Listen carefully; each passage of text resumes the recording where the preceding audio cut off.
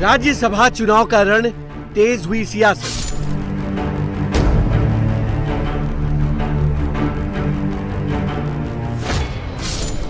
बिहार विधान परिषद चुनाव, एनडीए में खींचतान।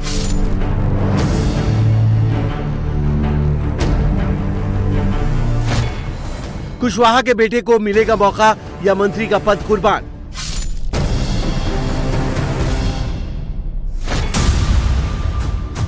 देश के 10 राज्यों की 24 राज्यसभा सीटों पर 18 जून को होने जा रहे चुनाव के बीच बिहार विधान परिषद की 10 सीटों पर चुनाव को लेकर सियासत तेज हो गई।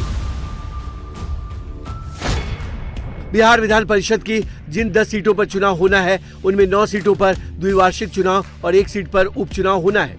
इसके लिए एनडीए ने 8 उम्मीदवारों की सूची जारी कर दी है, जिसमें जेडीयू और बीजेपी ने अपने अपने कोटे से 4-4 उम्मीदवारों के नामों की घोषणा की है।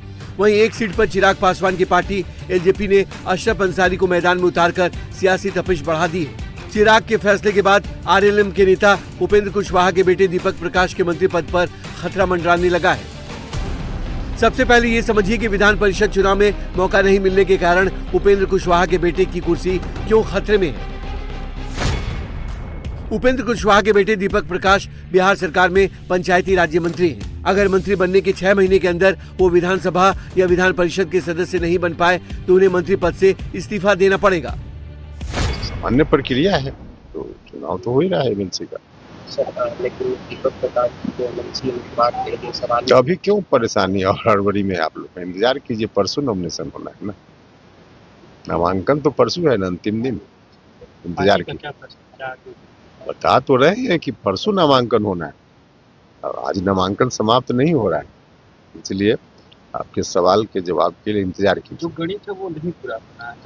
गणित हम भी जानते हैं, गणित सिर्फ आप ही नहीं जानते, हम भी गणित जानते हैं, इसलिए इंतजार कीजिए।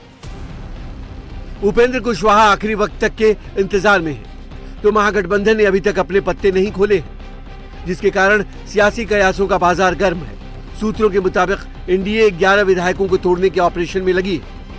यदि एनडीए इस ऑपरेशन में कामयाब रही तो एनडीए की तरफ से 9वां उम्मीदवार मैदान में आएगा। हालांकि 9वें उम्मीदवार दीपक प्रकाश ही होंगे या कोई और, इसकी घोषणा अभी नहीं की गई है। 8 उम्मीदवार एनडीए ने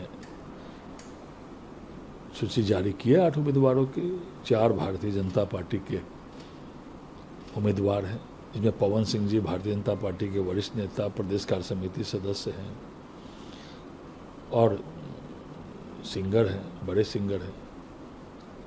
उसके बाद संजय मयूख जी अभी विधान पार्षद थे और केंद्र में मीडिया प्रभारी हैं। शीला पंडित प्रजापति प्रदेश में उपाध्यक्ष, प्रदेश में मंत्री, उनको विधान परिषद ने उम्मीदवार घोषित किया है। और एक अशोक ठाकुर जी, गरीब तबके से आने वाले, भारतीय जनता पार्टी के विद्यार्थी प्रमुख कार्यकर्ता रहे। इन चारों को भारतीय जनता पार्टी ने 8 उम्मीदवार को बहुत बहुत शुभकामना और केंद्रीय नेतृत्व के प्रति भी आभार कि उन्होंने 4 अच्छे उम्मीदवार बिहार को दिए। उपेंद्र कुशवाहा के बेटे दीपक प्रकाश को लेकर क्या उनको कहीं एडजस्टमेंट की कोशिश की जाएगी? अभी तो माननीय मंत्री है ना।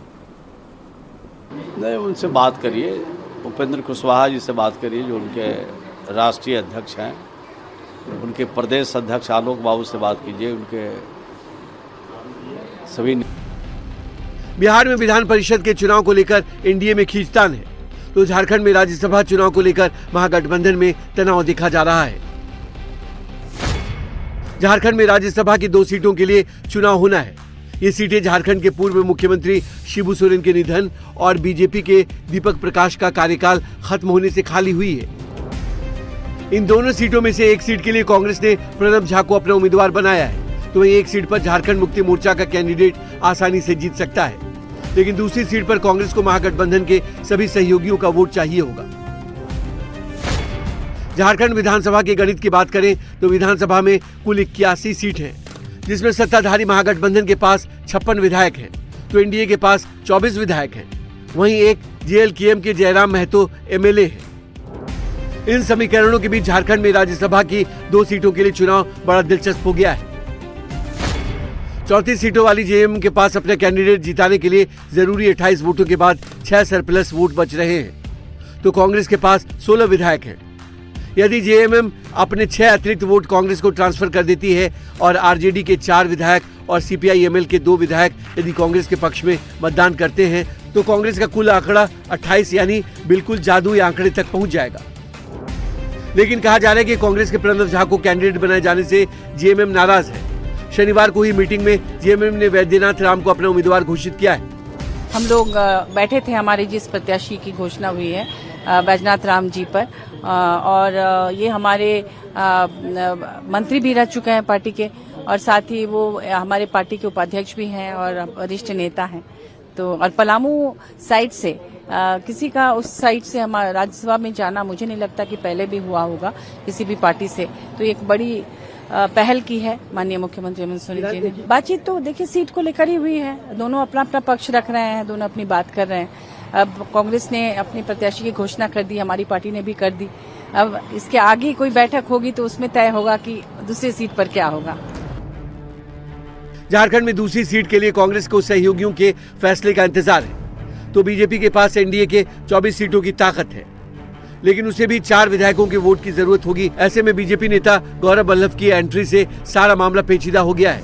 हालांकि गौरव वल्लभ ने बीजेपी के प्रत्याशी के तौर पर पर्चा नहीं लिया है, लेकिन 2 सीटों के लिए 6 उम्मीदवारों के नाम आने से क्रॉस वोटिंग का खतरा बढ़ गया है।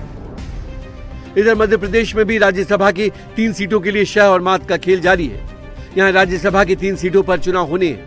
बीजेपी के दोनों कैंडिडेट तरुण चुग और रजनीश अग्रवाल ने नामांकन भर दिया। एमपी विधानसभा के मौजूदा आंकड़ों के लिहाज से 2 सीटों पर बीजेपी की जीत तय है, लेकिन तीसरी जीत को लेकर रोमांचक लड़ाई है। कांग्रेस ने एमपी के बड़े नेता दिग्विजय सिंह और कमलनाथ कैंप को नजरअंदाज करते हुए मीनाक्षी नटराजन को कैंडिडेट बनाया है। ऐसे में बीजेपी यहां कांग्रेस के आंतरिक कलह का लाभ लेने के लिए घेराबंदी शुरू कर दी है। एमपी विधानसभा में 230 सीटें हैं। ऐसे में एक सीट पर जीत के लिए 58 विधायक चाहिए। बीजेपी के पास 2023 में 163 विधायक थे, लेकिन दल बदल के बाद अब 164 हो चुके हैं। तो कांग्रेस के 66 विधायक 2023 में थे, जिनमें एक बीना से कांग्रेस विधायक बीजेपी के पक्ष में है। 2 कांग्रेस विधायक को मतदान का अधिकार नहीं है, तो एक की सदस्यता रद्द हो चुकी है। ऐसे में अगर बीजेपी यहां तीसरा कैंडिडेट उतार देती है तो कांग्रेस के लिए अपने कैंडिडेट को राज्यसभा भेजना मुश्किल हो सकता है। पूरे दृढ़ता से सारे हमारे वरिष्ठ जन, आदरणीय दिग्विजय सिंह जी, आदरणीय कमलनाथ जी, सारे वरिष्ठ और राहुल भैया, उमंग सिंगार जी, सारों ने विधायकों ने एकजुटता से दृढ़ संकल्प के साथ कांग्रेस का प्रत्याशी आदरणीय मीनाक्षी नटराजन जी का स्वागत भी किया और बहुत प्रसन्नता से संकल्प लिया कि कांग्रेस का उम्मीदवार राज्यसभा जाएगा। हमारे यहाँ थोड़ी, हमारे यहाँ नहीं, भारतीय जनता पार्टी वोटिंग का डर है कांग्रेस को। अब वो कांग्रेस को डर है, उनका अपना कर्म है। हमारा